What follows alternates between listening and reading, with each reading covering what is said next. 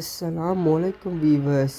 இதை விட வெளியாகாத ஒரு உண்மையொன்று வெளியாகிறது. அது என்ன தெரியுமா? பாலஸ்தீனில் உள்ள தலைவர் ஒருவர், அப்பாஸில் ஒரு லீடர் ஒருவர், இன்று ஒரு உண்மை ஒன்று வெளியாகிறது. அது அவங்களை கொண்ட என்று உண்மையை ஒப்புக்கொண்டிருக்கிறார். இதே முதல் தடவை உண்மையாகும். அதுவும் பாலஸ்தீன் இஸ்ரேலுக்கு சமாதானம் தினமும் பேசிக்கொண்டிருந்து விடுதலை பேசிக்கொண்டிருந்த ஒரு தலைவரை கொண்டிருக்கிறார்கள். இஸ்ரேல் அப்பதவியை கொண்ட தலைவர்மார்கள் எல்லாம் சமாதானம் பேச போன தலைவர்கள் மட்டுமே ஆகுமா? அப்படின்ற அவங்களை எதுக்குற தலைவர்கள் இன்னமும் அவங்க கொல்லவில்லையா?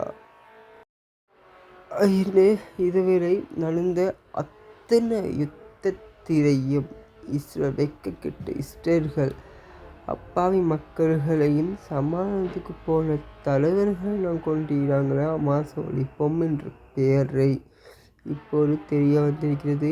நீங்கள் ஒரு வீடியோ ஒன்று பார்த்துட்டு வாங்க. இறைவனுக்கும் மனிதனுக்கும் இடையிலே,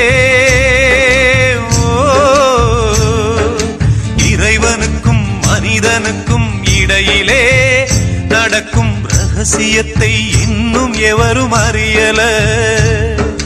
பெருகி வரும் மனித குலம் உலகிலே.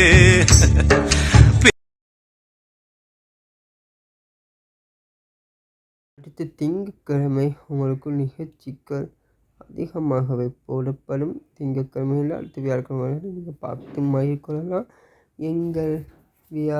எங்கள் விரிவான செய்திகளை. அஸ்ஸலாமு அலைக்கும். நான் உங்கள் ஃபஸ்லு.